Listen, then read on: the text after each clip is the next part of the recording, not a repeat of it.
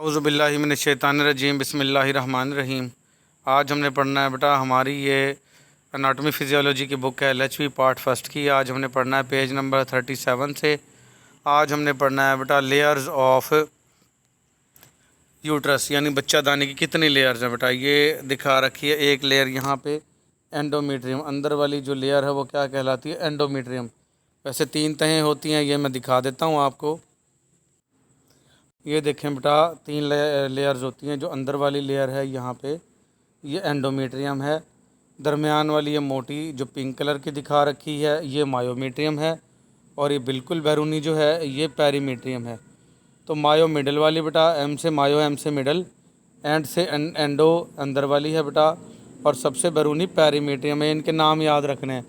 जो आपका लेक्चर है उसमें ये नाम जो है पिछली ऑब्स्टेटिक्स की बुक में तो आपको बताए थे, ये आपने नाम नोट कर लेने बेटा।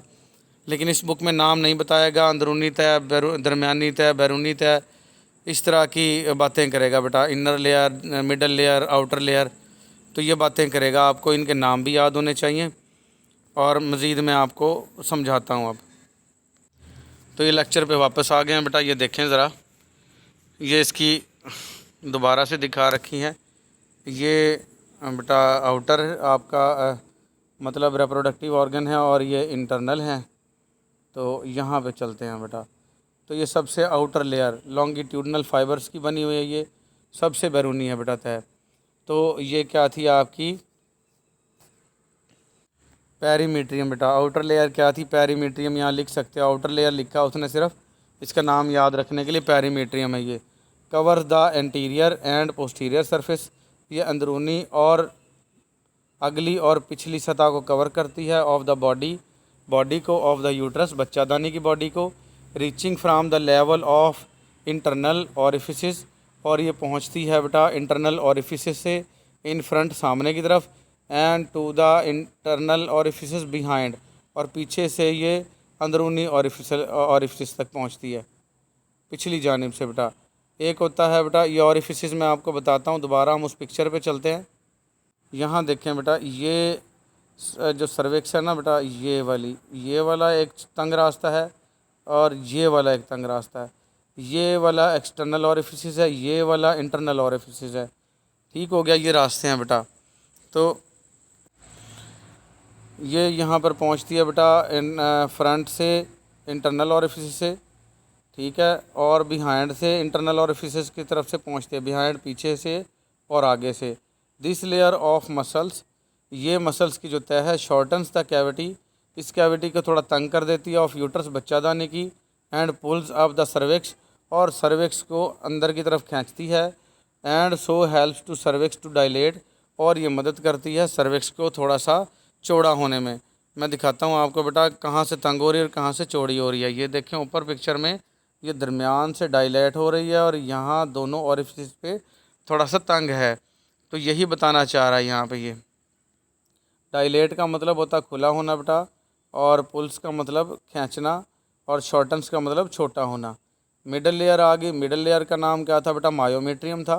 कंसिस्ट ऑफ फाइबर, ये फाइबर्स पर मुश्तमिल है, विच क्रॉस ओवर ईच अदर, जो कि एक दूसरे के ऊपर से क्रॉस होते हैं, इन ऑल डायरेक्शन, तमाम सिमतों में, एंड इंटरलेस, और इस तरह से एक दूसरे से जुड़ते हैं। So that when the fibres contract, कि जब ये आपके रेशे जो हैं बेटा, अल्लाह पाक ने फाइबर रेशे बना रखे हैं रेशों की, जब ये सिकुड़ें, दे एक्ट एज लिगेचर्स, ये लिगेचर्स के तौर पर काम करें, to the open blood vessel, ताकि खून की नालियाँ खुल जाएं इससे। व्हेन द प्लेसेंटास, जब placenta separates from the uterine वाल, जब बच्चादानी की दीवार से ये प्लेसेंटा जो है वो अलग हो, तो ये लिगेचर्स के तौर पर काम करे बेटा। प्लेसेंटा क्या होता है, बच्चा जब पैदा होता है तो उसके बाद एक गोश्त का लोथड़ा सा बाहर आता है, और वो 9 माह तक बच्चे का राब्ता माँ के साथ कायम करवाने में हेल्प करता है बेटा। माँ से खुराक लेके बच्चे तक पहुँचाना किसका काम होता है, प्लेसेंटा का। और जब बच्चा पैदा हो जाता है ना, तो इसने खुद को बच्चादानी की दीवार के साथ से ना खुद को अलग करना होता है प्लेसेंटा ने। तो जब प्लेसेंटा सेपरेट होगी, अलग होगी फ्राम द यूट्राइन वाल, बच्चादानी की दीवार से, at the end of labour, जब आपकी लेबर एंड हो जाएगी, यानी प्रेगनेंसी एंड हो जाएगी, बच्चा पैदा हो जाएगा, तो ये मिडल लेयर तब काम करेगी। फिर आ जाएगा बेटा inner layer.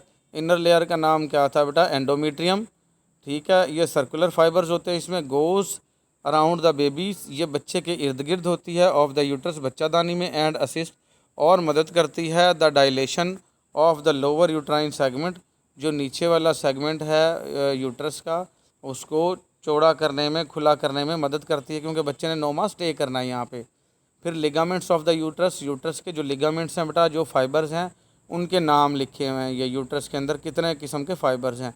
The uterus is kept in position, जो बच्चादानी है अपनी पोजीशन में रहती है, by various pairs of ligaments, ligaments के मुख्तलिफ जोड़ों की सूरत में। बेटा ये हड्डियों के साथ जुड़ के आपकी जो यूट्रस है ना बच्चादानी, उसको अंदर से तो मतलब एक जगह पे फिक्स रखते हैं और साइडों पे इधर उधर जाने नहीं देते।